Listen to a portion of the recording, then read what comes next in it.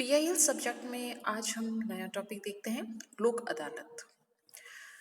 लोक अदालत का कंसेप्ट एक्चुअल में इस संबंध में आया है कि जो भारत में मामले बहुत विलंब से होते हैं और बहुत खर्चीले होते हैं, और जैसा कि विधि शास्त्री की ये मान्यता है कि किसी भी मामले में विलंब न्याय को विफल कर देता है।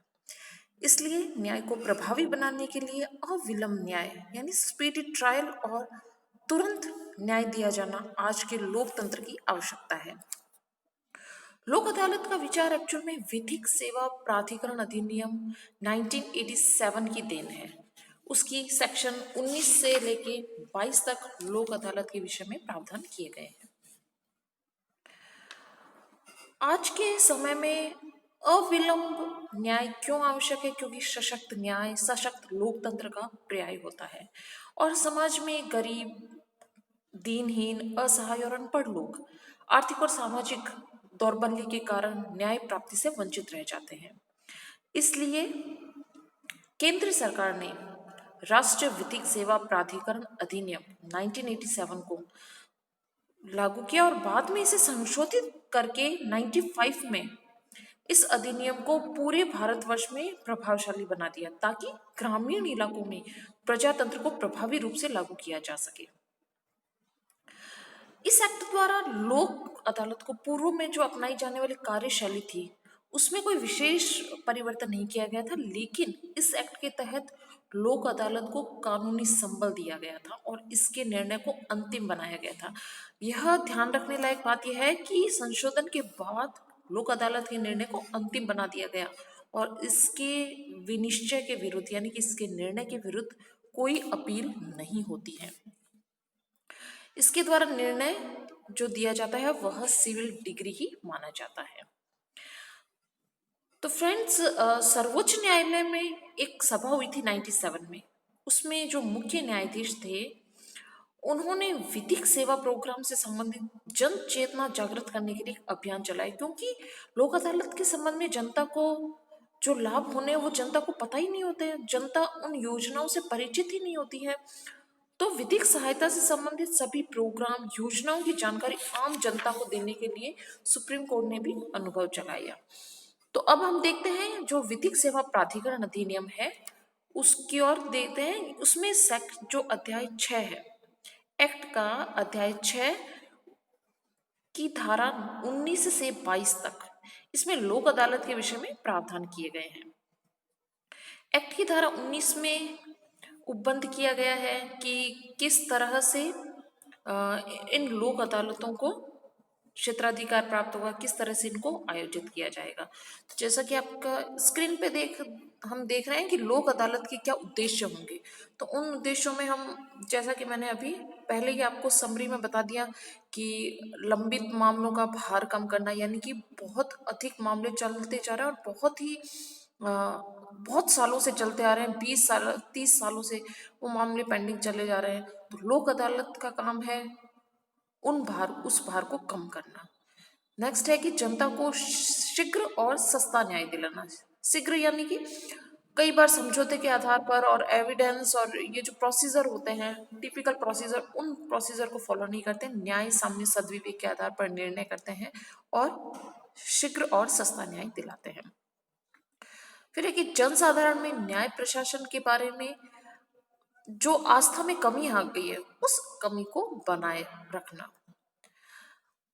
नेक्स्ट, लोकसभा का उद्देश्य है कि राजीनामा, समझौता और सुलह को प्रोत्साहित करना ताकि वैर भाव समाप्त हो सके। और लास्ट है कि चौपाल पर न्याय प्रदान करना। ये बहुत इंपॉर्टेंट है। जो बहुत सालों पहले अपने भारत में यह प्रथा चलती आ रही थी चौपाल पर न्याय प्रदान करने की, वही वापस शुरू की जा रही है, क्योंकि समझौते से शीघ्र और सस्ता न्याय दिलाया जाने का यह एक बहुत अच्छा जरिया है। अब हम लोक अदालत का गठन कैसे होता है, उसका क्षेत्राधिकार क्या है, उसकी प्रकृति क्या है, उस संबंध में हम देखते हैं।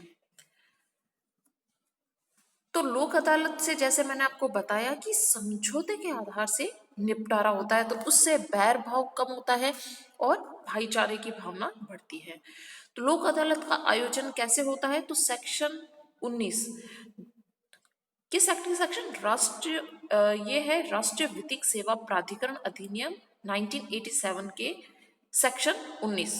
उसमें आयोजन को बताया गया है। 19(1) कहता है कि सुप्रीम कोर्ट विधिक सेवा समिति, राज्य विधिक सेवा समिति, जिला प्राधिकरण और तालुक विधिक सेवा समिति द्वारा लोक अदालतों का आयोजन किया जाएगा। और कब किया जाएगा और किन स्थानों पर किया जाएगा?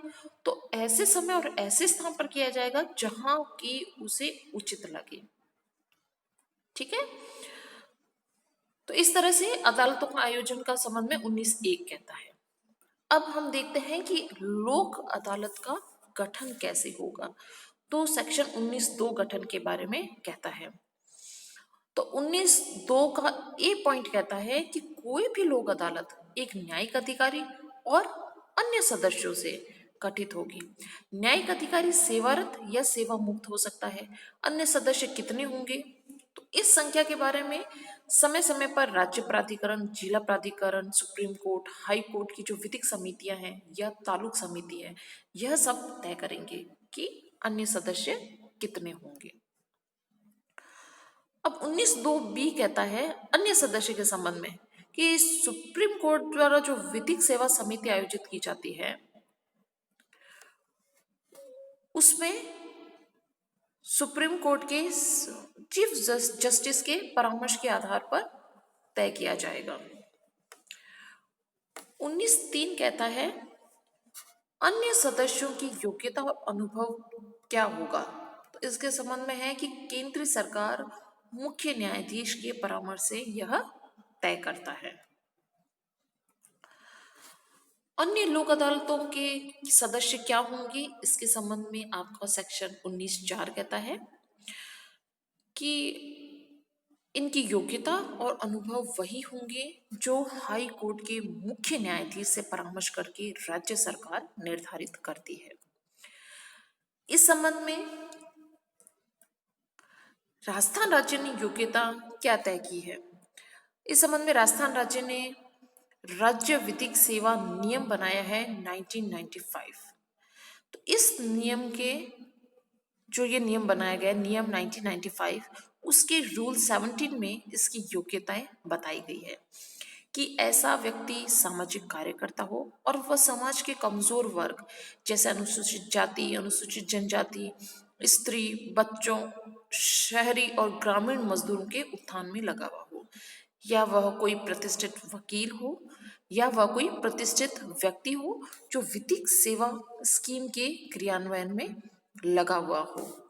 इस तरह से आज हमने लोक अदालत का क्या उद्देश्य है, उसका आयोजन कैसे होता है, उसका गठन कैसे होता है और सदस्यों की क्या योग्यताएं होंगी, इन सबको हमने देखा। नेक्स्ट वीडियो में हम देखेंगे लोक अदालत की क्षेत्राधिकार क्या होगा, लोक अदालत द्वारा पंचाट जो जारी किया जाता है उसका क्या स्टेटस होगा और लोक अदालत की शक्तियां क्या होगी।